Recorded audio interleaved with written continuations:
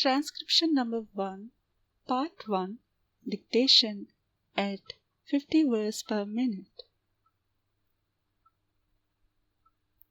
Now, Sir, Honorable members will recall that the bill was introduced in the House of the People on the 2nd September 1953.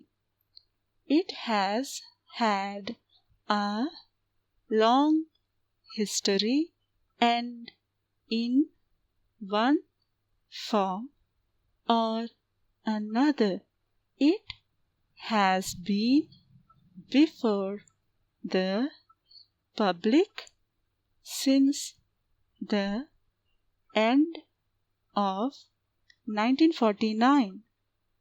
In the Statement of Objects and Reasons, the various stages through which the bill has passed since 1946 have been summarized, and I need not recapitulate on this occasion the circumstances in which the then government of India took the decision in early 1946 to initiate an